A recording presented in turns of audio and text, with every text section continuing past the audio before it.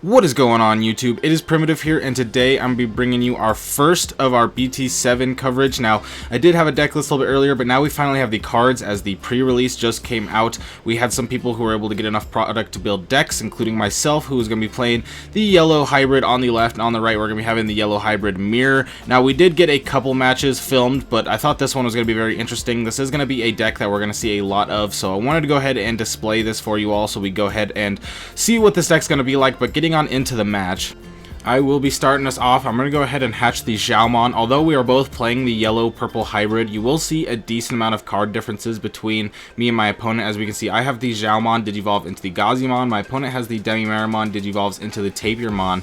I played out the TK Kari, putting my opponent at 4, so they were able just to cleanly go into the TK there. Grab out the Dynasmon, a card that's going to be very influential in the mirror match because you're going to be able to keep recovering and be able to just really slow down your opponent. You can also pair that with things like TK and Zoe, as well as being able to have the purple Kari, which is going to be able to gain you extra memory whenever you're losing security. So just going to be an overall pretty decent card, so I can understand why they want to grab it here first. Now I'm going to go ahead and Digivolve into the Kazimon and then go ahead and put Zephyrmon on top of it for 1, and then since my opponent's going to go to 3 anyway, I'm going to go into Rise, play out the Kari. Wanted to put the Zephyrmon on top of there because it can Digivolve on top of 4s for 1, so that way I can get an extra cycle and just fill out memory a little bit. I was going to go into the yellow Rise anyway and make it so that way I could play out one of the Tamers. I did end up playing the Kari, had to get rid of my TK Kari, unfortunately, which is a card that has very good relevancy in this match, as we're going to see getting on later into these matchups, but gonna have to get rid of it now. Playing the one of Kari here, the yellow Kari, for whenever you're going 3 or less. Just a card that I've had a lot of success with in the past and wanted to test it out some more, but might not be the strongest card in the metagame, I'm finding out. So I'm gonna go ahead and grab my Tamer and my Hybrid there, getting the TK so that way I can search in my security, pull out whatever I need out of there, but also just gonna be able to get the memory Tamer so that I'm not choked.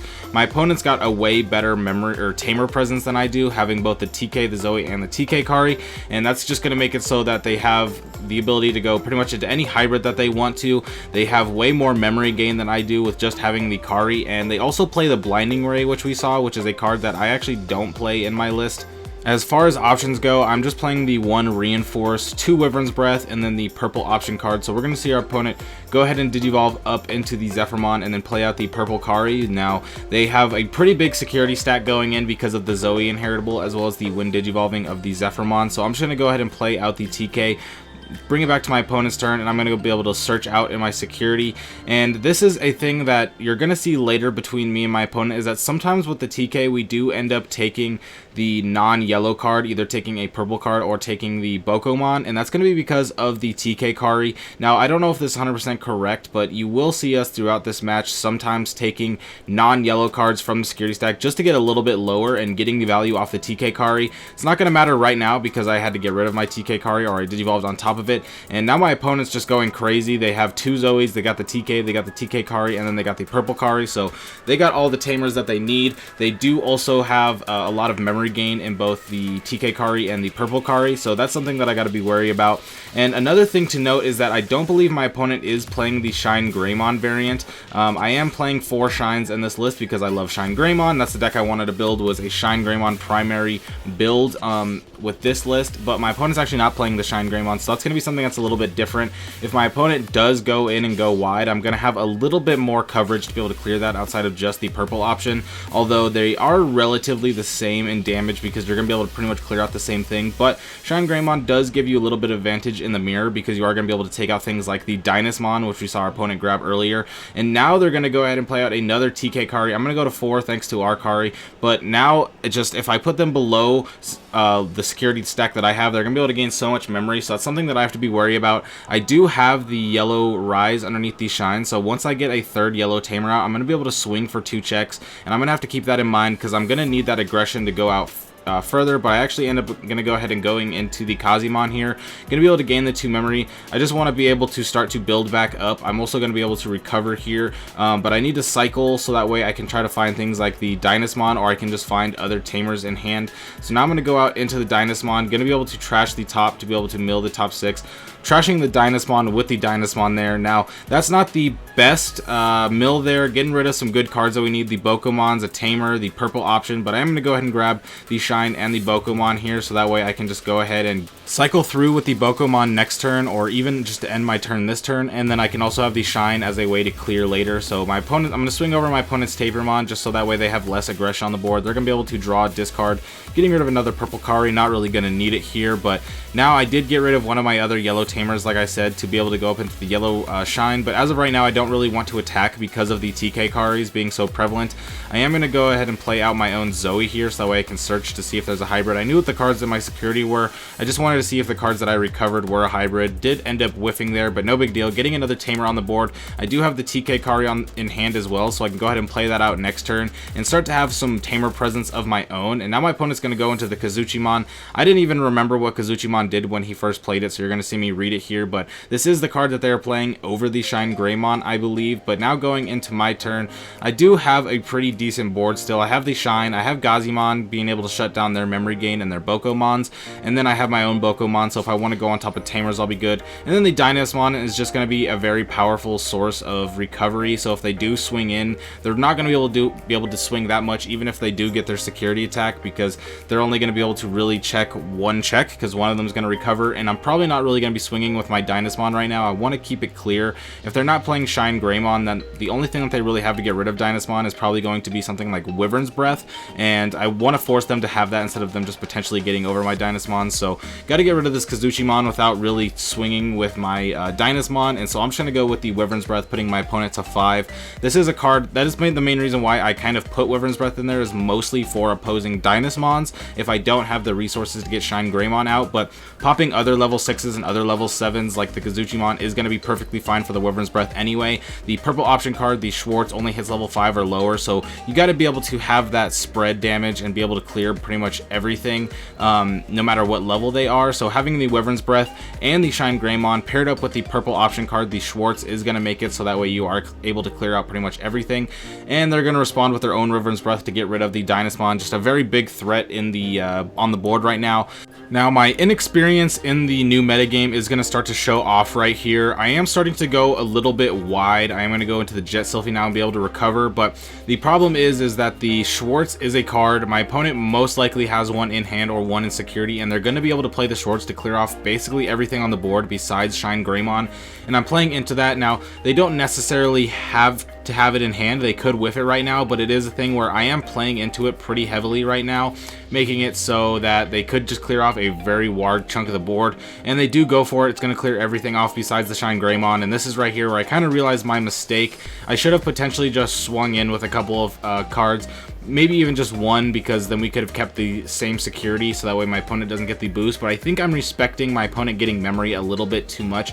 I could have really just had a lot of aggression go in and would have been able to swing a lot of checks right there and then been able to pressure later with the hybrids, but instead I just kind of let them set on board, worried about my opponent gaining too much memory off of the TK Karis, and I do believe that was quite the mistake. So like I said, a little bit of inexperience in the metagame showing right there, and not going in and just getting cleared off by the Schwartz, but we can really see the power of that card. With the recovery potential this deck has, as well as all the Tamers that they have that gain memory, a lot of times your opponent is going to be going wide versus yellow hybrid, which makes the purple card just so strong, but it definitely was a misplay to go that wide without swinging in, and so gonna have to learn from the mistakes there. Gonna go ahead and play out the Bokomon, gonna be able to grab Zoe, and I didn't see quite what hybrid I grabbed right there, but my opponent did use the reinforced memory boost. I know the top check is the Gazimon, so gonna be able to swing the top 2 checks. I know I'm gonna survive the top check because it's the Gazimon, and then I can hit whatever this is. It does end up being a TK, which isn't that big of a deal.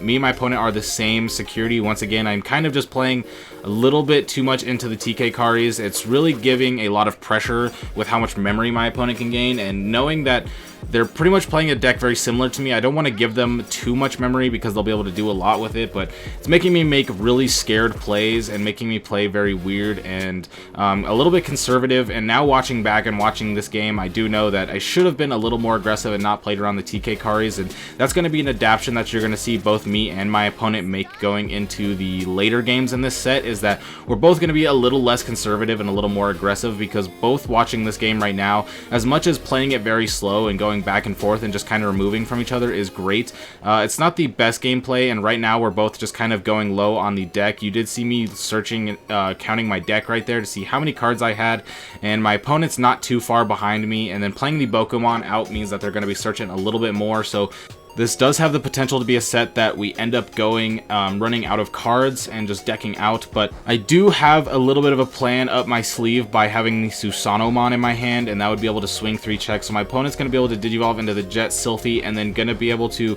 Digivolve up into the Kazimon there just to get some extra Digimon on the board and be able to go wide. Going to be able to swing with the Jet Sylphie, and then going to be able to tap the 2 TK card to take out my Bokomon, which is unfortunate, but Wyvern's Breath takes out the Bokomon.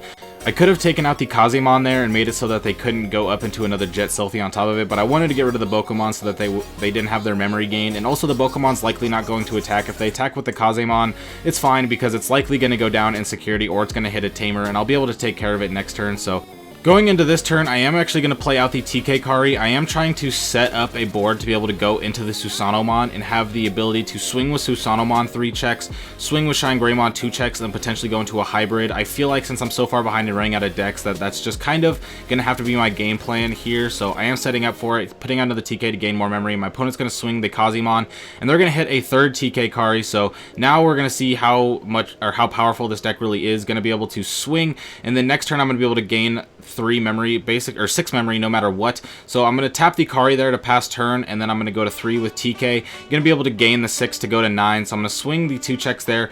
Now I'm going to try and execute the plan that I was talking about with the Susanomon. So going to go ahead and play the Susanomon, putting 10 cards that are Tamers or Hybrids from my trash and or hand to the bottom, and then I'm going to be able to delete a Digimon on top. I forget that I could pop the Kazimon right there with the Wind Digivolving, but I'm going to be able to swing 3 checks, and the top check is Wyvern's Breath, which is going to take out my Susanomon, and I'm just going to scoop it up right there because that was my basically only win condition. I think I only have 1 or 2 cards left in the deck, and so my opponent's going to take that, and we're just going to go game 2. I'm going to have my opponent going first, so that way I can get that extra draw, get that extra memory, and they're going to go with Bokomon and just end up hitting the Kari, so a little bit weaker of a Bokomon, but now I got 3 memory to work with, so I can play my own Bokomon out and see what I hit. I have an equally worse one where I hit 4 Tamers and 1 Shine, so all I'm able to take out there is 1 Tamer. I do take the TK so that way I can search out of my security, as well as prevent myself from getting choked by anything my opponent wants to do next turn. Having at least 3 is going to be important in something like this, because with 3 memory you can play out Bokomon. With the 3 memory you can go into a 2-cost hybrid into Jet Sylphie. You could play out a 4-cost Tamer to put your opponent at 1. There's multiple things that you could end up doing with 3 memory, so I found the TK to be the most prevalent there. Now when I played the TK, I did grab the Bokomon out of security, which means I didn't recover, which again is something that me and my opponent were talking about in between the game about how powerful the threat of TK Kari is, and so I wanted to go down to 4 to see how that was, and I also could grab the Bokomon so that way I could cycle some more, and we're gonna see how that plan plays out. My opponent's gonna go ahead and play a Zoe here to grab out the Zephyrmon, and then if I do remember correctly, I do believe they play out either TK or TK Kari here. Yeah, they end up playing another TK Kari with just a little bit of cutout there while we were thinking and talking about what the play was, but they ended up just playing another TK Kari out, showing that this card is very powerful in the matchup. Not only does it give you extra memory, but now when they attack with a yellow Digimon, they could suspend both to just delete one of my Bokomon for basically free, and that's something that's going to be a problem forever. But I end up going for the Wyvern's Breath here and popping one of the Gazimons. I don't remember entirely what my game plan was behind this, but I do know that I have multiple in hand, and so I wanted to play one out just to get it off the board, or get it out of my hand without giving my opponent too much memory, and since I was at 5, that was a decent opportunity to be able to do it. And then I'm also able to get rid of the Gazimon so that way I could gain memory with the Bokomon, but the Schwartz going to come out and clear the board, showing the power of the card once again. And once again, I don't remember exactly why I went for the Wyvern's Breath there. Might have not been the most optimal play, but when your hand is a little bit clunky, sometimes your hand forces you to play some of those heavier cards. But gonna go ahead and put my opponent at 1 here with the Zephyrmon, so that way next turn I could potentially go into Jet Sylphie, or I could go into the Yellow Rise and try to build up into one of my Dynasmon. But my opponent's gonna swing in, hit the Shine, draw 1, trash 1, getting rid of the Wyvern's Breath, which kind of shows to me that they also have some more in their hand, because that is a card that you want to save for your opponent's Megas. But just like me, I did play one out, and I do think it's probably because they had multiple in hand, and sometimes they do get a little bit clunky. So the Bokomon's going to come out, see what they want to grab here. Going to go ahead and go with, I believe that was the Zephyrmon. But now coming back into my turn, I am starting my turn at 5 still. Taking that Bokomon out of the security earlier did help a lot in getting me that extra memory, and you gain so much recovery with this list that I actually think that it's probably fine to be able to take the non-yellow cards out of security with the TK whenever you really need it. But I'm going to go into Shine here to be able to pop the board and then play out another TK, so that way I can get some more Tamers on board, but mostly just want to clear off the Bokomon off the board so my opponent's not gaining a bunch of memory. Obviously, I'm going to be able to shut that down with the Digimon, but they could clear off the Digimon in a multitude of ways, and so just going with the Shine now puts a nice presence on board. I don't have the ability to have the yellow rise underneath, which gives me extra checks like I did previously, but here we go. We see that the swing with the TK carries is going to take out the Digimon. Just like I said, it's going to go down fairly easily, so I wanted to be able to clear off the Bokomon before they're able to gain that memory, but they're going to go into another Bokomon, going to be able to double hit with that Bokomon, but now I'm going up to 7 with the TK carry since they just hit another one out, and this is going to give me an opportunity to try and come back into this game because I am falling a little bit behind on security, and I also need to get stuff off the board, so I'm going to repay the favor to my opponent, tapping 2 TK carries to get rid of their Bokomon, go into the Kazimon and start to build up into the Jet Selfie so I can recover, and then I can go into the Dynasmon. Gonna be able to get the Dynasmon out with the Shine, so it's gonna be very hard for my opponent to fully clear off just because they don't have the ShineGreymon and they just have the Schwartz, so I don't think they're gonna be able to really easily be able to clear off both a Shine and a Dynasmon without going in for multiple Wyvern's Breath turns, and so that's gonna be good here, being able to set up a board that's gonna make it so my opponent has a close to essentially non-turn if they have to play the Wyvern's Breath, because that's all they're really gonna be able to do that turn. And as much as getting rid of my Dynasmon is gonna be a little bit annoying, the more I slow down my opponent while also having presence on the board, being the Shine or the Dynasmon with the Tapermon in the back, the better I'm going to be able to catch up. My opponent has so many security checks that I'm going to be able to swing in for a few without having to worry about proccing the TK Kari here. So next turn I'll be free to get a little bit of aggression in, but my opponent is actually going to tap their purple Kari on their turn, which is going to mean that next turn I don't have to worry about them potentially gaining the memory if I'm at 0 and attacking into security, but they're just going to keep playing out some more Tamers, grabbing a Zoe out of there, wanting that in hand instead of just potentially coming out for free in security. But so many Tamers in this list that there's probably some more Tamers in there and they're not too worried about that, so gonna go ahead and swing in with the Tapermon, hit the purple Kari, which is a little bit unfortunate because I was just talking about I don't have to worry about that, but guess they're gonna have another one coming in and I'm gonna have to play around that in the future because having them both be tapped is definitely gonna be fairly annoying. So gonna go ahead and go into Yellow Rise here to play out a third TK Kari, meaning that if I stay below my opponent's security next turn, I'm be gaining an incredible amount of memory, and that gives me the ability to next turn pressure and going in with a lot of hybrids and just swinging in for game with both hybrids as well as the cards that are on board. So now once again I'm considering what I want to do here. Don't really want to swing into my opponent so that way I can keep my TK Kari advantage, as well as now playing the Kari means that I'm going to be able to gain an extra memory, so they're going to go ahead and go with the Schwartz, clearing off the Rise and the Tapermon, and the Tapermon's going to allow me to draw a card, get a little bit of cycle in, and I'm going to be able to go up to 9. I actually should be gaining another memory with the Kari, and that is something that we forgot at the moment, but we will fix it by the end of this turn. But I'm going to go ahead and swing in with Shine right here. My opponent's going to be able to suspend their 2 Karis to gain 2 memory, and then that's when we're kind of going to realize that we didn't add the Kari memory, so add it right there. Now we're at the correct memory. I was supposed to be gaining the 7 memory from the 3 TK Karis plus the 1 Kari on top of the TK that we have, putting us at 3, so I would have been at 10, so fix the memory. But now I'm going to be able to go into the Susanomon is what I'm going to go for here.